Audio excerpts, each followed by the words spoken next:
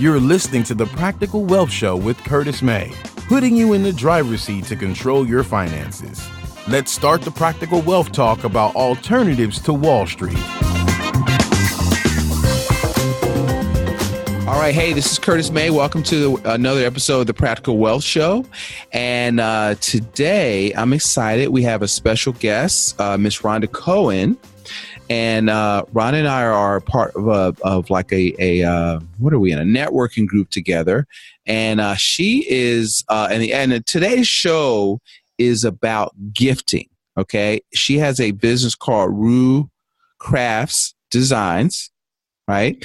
And so, but when I was talking to her, you know, she had a really, I'm gonna let her explain it, some really cool ideas on gifting and matching up with the person. And, one of the things that I always say, just so you know where I fit this show in the continuum of what we talk about, is that, what did I say? Your number one asset is you, right? And you need to invest in your mindset, your skill set, and your network, right? And so you have to invest in your relationships. Your relationship capital helps your profitability, your ability to build wealth, and just you want to live a good life. And so I think this is a very interesting topic to allow you to get good at investing in relationships. So, hey, Rhonda, say hi to the family out there, and welcome to the Practical Wealth Show. Hey. It's really great to be here. Curtis and I initially met as he had shared at our network through our networking event, which is called Power Match. Yep. What the group is about is getting to know, like, and trust individuals. Yep. The philosophy of my business is that relationships matter, and that how do we show that relationships are really significant to ourselves, and then make other people feel that they're important and that they can get to know, like, trust. We can show them appreciation and thank you. So my background is a little bit eclectic. Okay. In terms of how I kind of reached this point in my life. And I am in a very, very happy place. All right. That's what we like. We have a kind of like a saying in the gifting industry and in the food industry. If you're unhappy in the food industry and in gifting, you need to go find another job. Okay. Other than feel that what I do is a job. It's my work. Mm-hmm. Okay. All right. And I guess I work with both individuals mm-hmm. as well as businesses, corporations. Okay.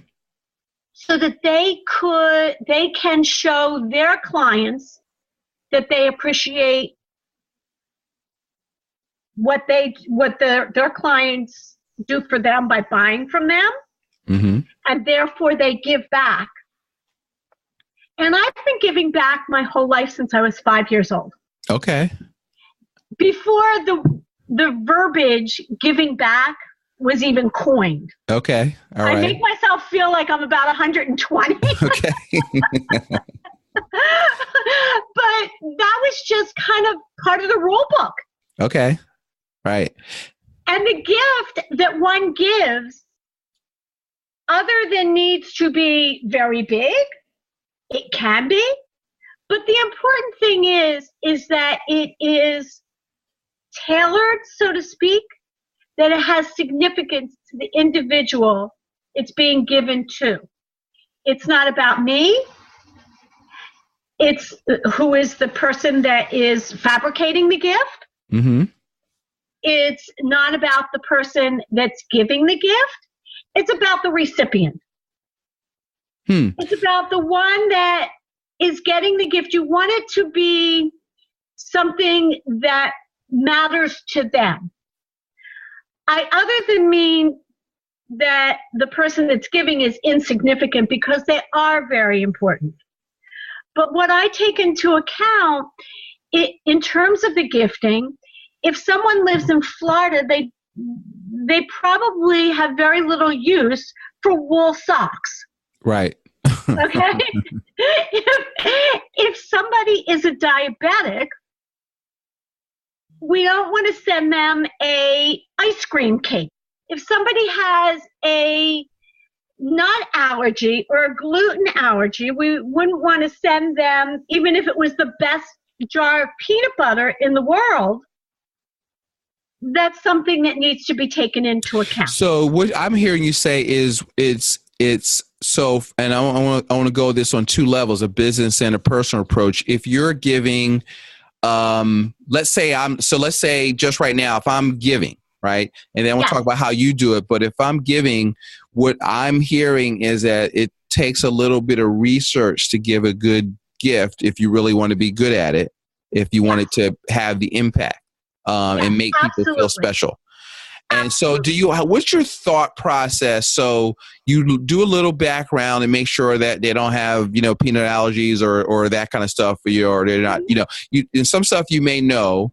And how do you know, like I'm horrible at gifting. My wife says I'm great at cards, but probably because I'm lazy. And she said, 20 years, we just had a 20th anniversary. And it's like, look, here's some money. Go to where does she like to go? What is that store? What do they sell? In the mall. In her favorite department. Neiman Marcus. Not Neiman Marcus, the other one. Not Bloom. Yeah, Neiman Marcus. Yeah, she loves Neiman Marcus, right? She likes the service. She wants to be pampered. And so I just assume here's the gift card. You get what you like. But I probably should be better at that. I know it means a lot if I can do that, but just use me as an example. So how do you help somebody as inept, as insensitive as me? No. No. You're not insensitive. It's sort of an educational process. Okay. Well, like I would ask you some questions, and you gave the example of your wife and her loving to be pampered. Right. Okay. So I might ask you certain things, like, are there certain things that your wife loves? And you're telling me she loves pampering. Mm-hmm. So the first thing I might think about is, well, does she like pamper products, like maybe a French milled hand cream? Mm-hmm. Yeah. Okay, that she could carry in her purse if her hands got dry. Yeah. Yep. Okay. Does she like certain foods? Like, does she like chocolate? Mm-hmm. Okay. Does she have a certain color that she likes? Mm-hmm. Yeah. Sometimes I like to be able to theme the basket so that things congeal together, and I'm not going to put chartreuse green with sky blue pink necessarily. Right. So this is what the stuff you do as you're building a gift basket. These are the things that you want to take in consideration as you build that up. Okay. Right. And since we're like, for example, in the Northeast, I would ask you, well, maybe what kind of activities does she like to do? Does she have certain sports, things? Does she work out at the gym? Do you have children that you like to maybe play games with? Mm-hmm. Does she garden? Does she, like to run? So maybe those are kinds of things that I would consider. Does she like to go to the movies? So that maybe I could include like a gourmet popcorn. Right. So there are. So that's interesting. So I'm sorry to cut, because now see, when you start talking, this is what we do. My mind is racing now, right? So I'm thinking about it from, let's say you're listening to this and you're in business. Mm-hmm. And you've got clients, because to me, you want to invest in your clients. And so you could begin to, as you have conversations, you want to take notes on things people like, so that if you, let's say, engage somebody like Rhonda, she'll ask you these questions, you'll have some ideas, and you can, gift or either buy them yourself or learn, the gifting methodology, or you can outsource it. But you need to do a little reconnaissance so that you can help her help you. The gifter needs to be able to do that. Now, gifting comes in basically 3 varieties. Okay. Okay. There's all food. Okay. Like, do you want to do a tray of pretzels? Mm-hmm. Do you want to do all different, like a chocolate sampler? Mm-hmm. Do you want to do a variety of teas or coffees? It could be food and gift. So if you wanted to take those teas and you wanted to put it with a teapot and a tea bag holder, that would be, and maybe it would be on a Korean hot plate. Okay. So it's a complete gift. Wow. Yeah. Okay, with your honey, and you're done. Okay. Or it could just be a gift. Suppose you're a gardener and you wanted to do something sustainable. There are things called solar chimes that are for the indoors. Wow. Okay. So those are the 3 types of varieties, no matter whether it's from me or you go to the store and you try and buy it off of the store shelf. You have to put it together, but you still need to put it together, which is something that I take care of. Right. At that point. So now there's 12 factors that you need to consider if you're doing it for gifting. Is it going to an individual or is it going to an office? Because if it's going to an office, you may have less variety, but you want more quantity. When you say an office, do you mean to like a office staff? Yes. Okay. So because I'm thinking individual in an office, but you're talking about to the office, the business. Yes. Okay. Like some people, suppose it was a realtor and there was a Remax office. Yes. And there's 15 people in the office. You would want to send, a larger portion of whatever that is. Like, you're not going to send 3 pieces of a truffle and 3 pieces of a dark chocolate. You're going to send enough to feed 10 people or whatever. Right. Of the whole group.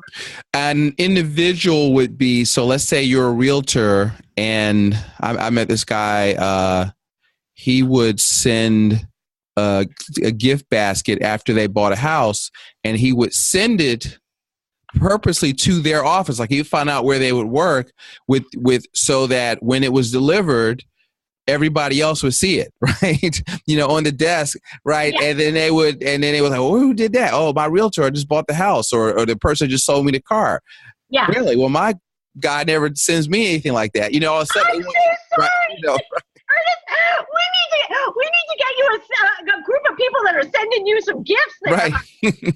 And so, but what happens is you can, it also can be, it makes them feel good, but it's also good marketing for you, for the individual that's sending the gift, and making an impression on the people around it. So that's where I was thinking of a application, what I mean by investing in your relationships and the mentality behind gifting. When you invest in the relationships and you become connected, usually as a small business owner, you would probably have your top, I would say 2 to 5 clients that you deal with. Okay.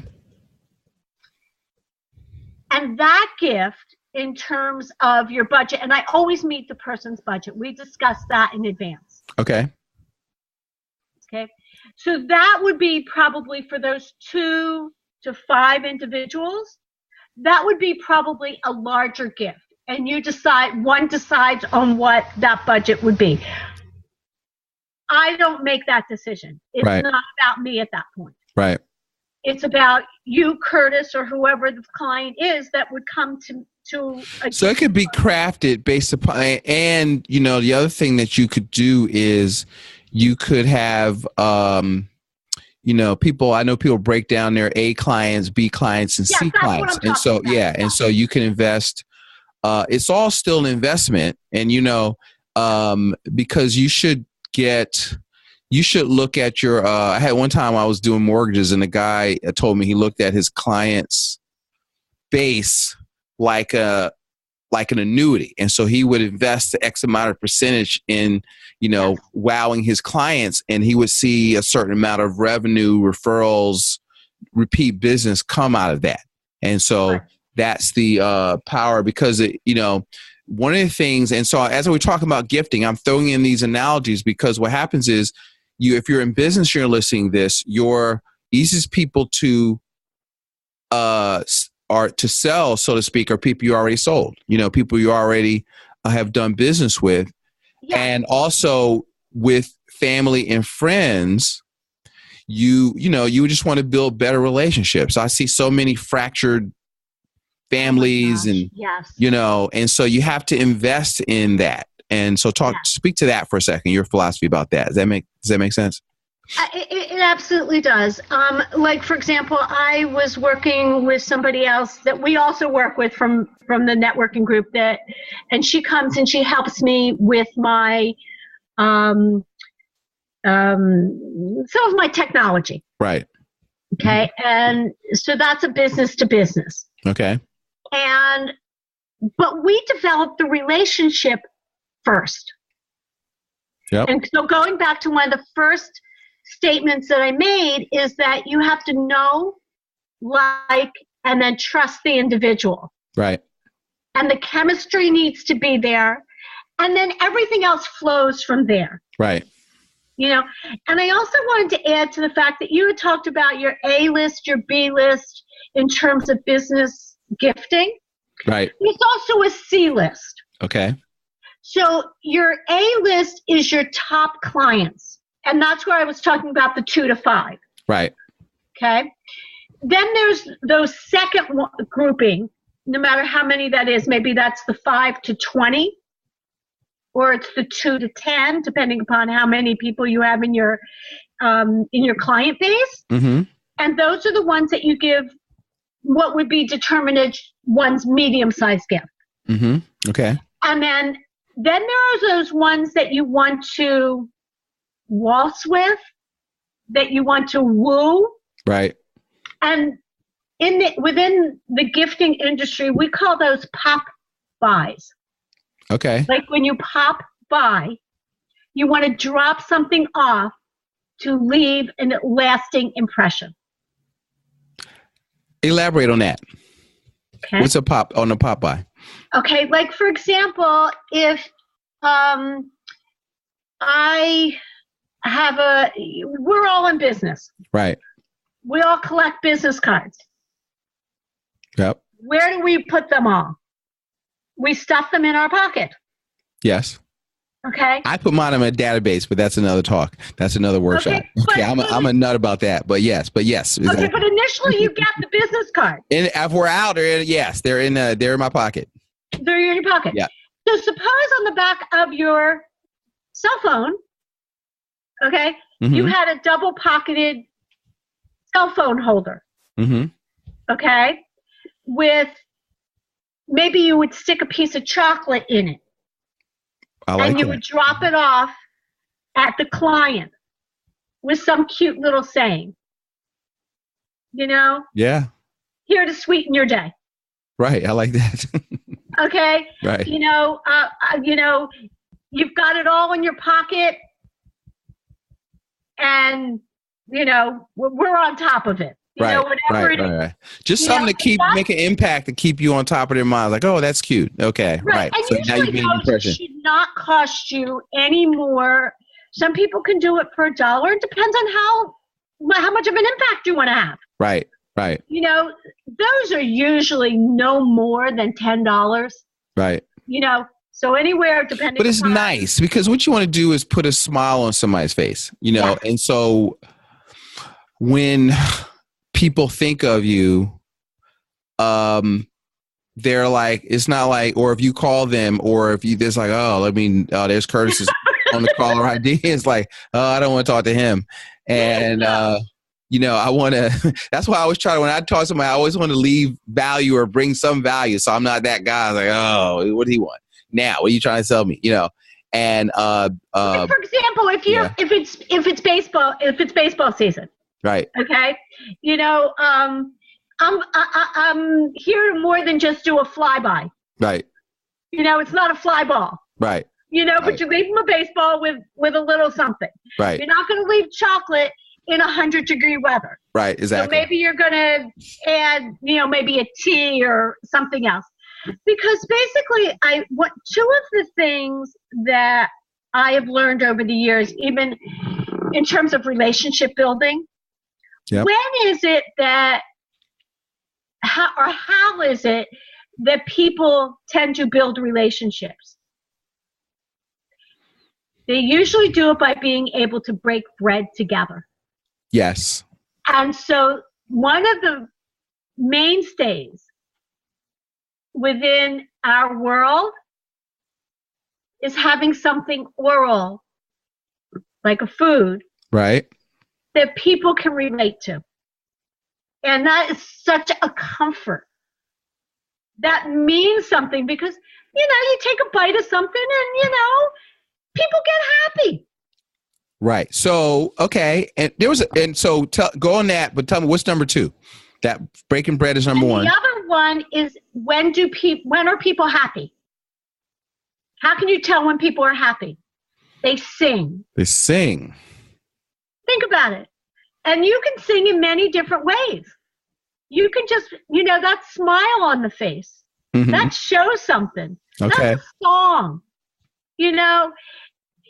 Maybe people twirl their hair. Maybe people, tuck in their shirt and they puff themselves out or whatever it is. Okay. Okay. But that shows that they're singing, that they're happy. And that's what you want to be able to develop in either in any type of interpersonal relationship, okay. whether it be on a personal level, right, or in a business level, okay. without crossing the line of it being too much. Right. The gift needs to fit the occasion. Okay. And how do you have a criteria for how you think about that? Yes, I do. Like, for example, I'm in another networking group. Mm-hmm. And we, it's never about me, Curtis, and I want to emphasize this. Mm-hmm. Because the group decided what the group wanted to do. I'm just here as a catalyst to be able to connect the givee with the giver. Okay. And we recently had a condolence, that we had to, we wanted to give a gift to. Right. And so, different people made different. This is somebody that's trying to get through to me. Sorry about that. That's all right. But they'll have to call me back. Right. You should silence it. Put on silent. I did. Okay. I did, and it just keeps vibrating. Okay, I shut that off. Sorry. So, like, for example, in a condolence kind of situation, which a lot of people have challenges with, mm-hmm. my belief is that for a condolence, that it be something that is a living tribute to someone. Okay. Mm-hmm. So that there should be something that is a plant or a tree of some variety and comfort food. That's interesting. Okay. That's nice. Yeah. That you would send to the funeral, to the house, to the family. Yes. Where would you send it? That depends on where the group wants it sent. Got it. Okay. That's interesting. Okay. And I do ship all over the country. Okay. What are some success stories, some feedback that you've gotten maybe from the sender that they've gotten from the sendee once they received it? And then how has it improved their relationship? Totally appreciation. Okay. Total appreciation. As long as time permitting, so to speak. Fourth quarter is a little bit more challenging for this one. Right. But I try to send an email to the sender mm-hmm. of the gift so that they know that I've tracked the package. Okay. And that the package has been received. For me, there are various ways of shipping. I think the important thing is if someone sends a gift, you want it to get there. Right. And you want it to get there in superb quality, right. like the, for lack of better verbiage. Or in the condition that you would if you hand delivered it. Right. So I tend to use one particular. Well, so when I see this success story, what I mean is, so I told you a story before we were meeting. I sent, and hopefully she's listening, a friend of mine's a realtor, and we met, and she would, she said she would see my call in the caller ID. She's like, oh, it's that Curtis. What's that Curtis one again? So she opened up her own office. So I sent her a congratulations card and a box of gourmet brownies. That's lovely. Yeah. And so, and she loved it. And so now she was like, so, and then I called her, hey, how you doing? Oh, hey, how you doing? Oh, I got the brownies. Exactly. My kids, and now she returns all my calls, or she answers the call. When she sees my name on caller ID, I get through all the time. Right, exactly. Well, it's kind of like the thing I was saying to you. And years later, it's still a warm feeling. It's still a discussion. It's still a conversation. Warm fuzzy. It's a warm fuzzy. Yeah. Yes. So if you want it sent to an office, you want it to be sent to the home, you want it, if it's within my neighborhood, within about 5 miles, then I will hand deliver it. Right. But most businesses want it shipped. Now, one of my largest clients, I thought since some of these gifts were going locally, right, I would hand deliver them. He said no. So that's one of the things. And along the way, I learn what's important to my client. Right. In terms of what their needs are. Wow. And what they would prefer. Okay. That's good stuff. So now as we, so tell them a little bit about, so we're going to kind of wind down now. Tell them a little bit about your business, where you're located, how you help people, and,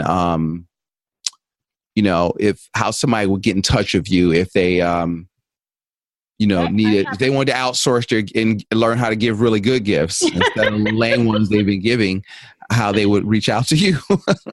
Okay. I have been in business for a long time. I grew up in retail. I am located in the southern New Jersey area. What was the other question? So how would they reach out? Your website, email? I have a website. I'm on Facebook. I'm on LinkedIn. I'm on Instagram. I have an email address. I have and it's under Rhonda Cohen. The link. So the website give the URL for the website. Yes, rootcrafts.com. Okay. CRAFTS. Yes. Yeah. My email address is rootcrafts13@gmail.com. My phone number is 856-905-1070. On Facebook, I'm under Root Crafts Designs. Okay. And I'm usually posting about 3 times a week, sometimes more. Okay. On Facebook. And then I post on the other sites at least once a week, if not more. I'm going to be starting to blog, which is exciting. Okay. And wait a second. As of today, I am now listed on Google My Business. Okay, yay. I have a Google My Business listing. Right. I am so excited. That's hot off the press. Okay, awesome. So that's some good stuff. So I what I want you to get out of this, guys, as you listen to this, is that, as we started the show with, the relationships matter, right? And so whether you take the methodology she gave you so you can get better at buying your own gifts, but if you're a busy professional out there and you want to, start to invest in your client relationships, then now maybe you want to, set aside a budget for that and outsource some of that. And now you've got somebody that you can call that you can source for that and, get really good gifts. So now you got to use the questions that she told you to think about. So when she asks you questions about them, you can get a good gift. Or is that right? Is that about? I also have a form that I can send someone. Okay. So that we don't have to spend, everybody's got a busy life. Right. They, other than want to spend, a half an hour trying to tease out what's practical. Okay. So I try to give people simple, time conscious questions. So that it doesn't run into their busy day. And so the time that people usually do the majority of their gifting in terms of appreciation is usually fourth quarter. So that's starting October. No. Some people start in September. Okay. Because you have, depending upon your religious beliefs, some people send them as early as September. Okay. Okay. And some people expand that because they want to be separate from the herd, right, so to speak, right, and send them actually after the first of the year. I personally send my gift baskets out in February for my clients. Wow, that's interesting. Yeah, that's a good idea. Because they're not part of a bunch of other ones. You stand alone where they're not getting anything, especially before Valentine's Day. Right, exactly. Yeah. The other area that I have become more aware of in terms of giving back is that the end of second quarter, well into third quarter, is when for-profits and nonprofits are doing their fundraising. Okay. So that when one has a silent auction or a raffle, that if someone were to make a dollar amount donation, right, that's as far as those dollars go. Whether it be $5, whether it be $25, whether it be $125. Right. However, and then that's the end of those funds, right, because you're only earning less than 1% on your money. Right. So that if you donate a basket and there is a silent auction that people have bought tickets for, right, to put into the bag, to bid on that particular basket, the organization that is doing the good work for the people that are in need, right, make more funds. That is a really good point. Yes. So that's all right. So that's a golden nugget, guys. Take notes on that. So if you nonprofits or you're raising funds, gift baskets are a good giveaway and they're more profitable for you to raise money. And it's a nice thing because people spend money. So if you give them a nice thing, they're still, I've seen that, and it's a nice, it has more intrinsic value because it's something you can touch, your stuff, eat. There's, it's you can carry it. Oh, I won this thing here, and you have, yes. Yeah. Even more so than a gift card or something like that. Because, you stick a gift card in your wallet and, it just doesn't have the same impact. Absolutely. Yeah. Absolutely. That is, he lost a basket full of gift cards. That's another thing. But even you put them in a basket. But that's interesting. One of the ways that might be very interesting, people always want to know when they're working with somebody, how it is that they're giving back. Yeah. So personally, one of the things that I'm involved in is that basically my whole life, as I had said in the beginning, I've been giving back since I was 5 before that term was even, in quotations. Right. So I'm involved with a few organizations that are helping the victims of sex trafficking. Okay. And so that I'm finding ways to help them, and volunteering my own time. Right. As well as for them and helping those that have been the victims. Right. Right. And that means a lot to me. And I recently found out that two of the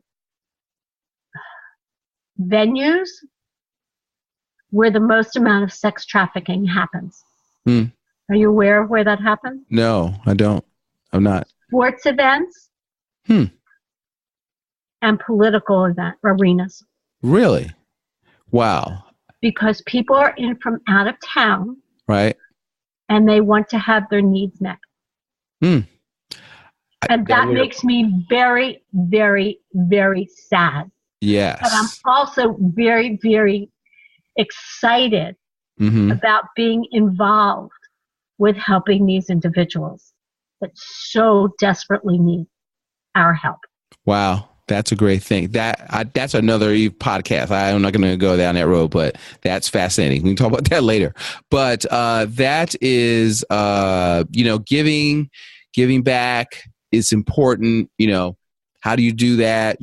Putting a smile on people's face so they think about you. So relationships matter, guys. So I want to close with that, and I want to thank Rhonda again for bringing us some wisdom and some insight on gifting. And thank you for being on the Practical Wealth Show. I thank you, Curtis. And it's really been an honor and a pleasure to have met you, to stay connected, and to continue to build the relationship that we've begun. All right. Likewise.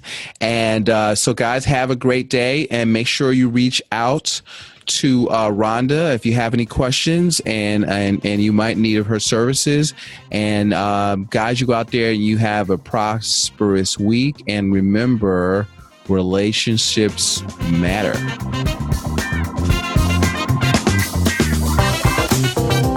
Thanks for listening to Practical Wealth. To access the show notes and resources, go to practicalwealthshow.com. To get your questions on the show, go to practicalwealthshow.com.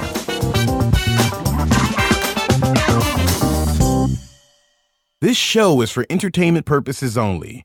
Before you make any investment decisions, consult a professional. This show is copyrighted by Practical Wealth. Written permission must be granted before syndication or rebroadcasting.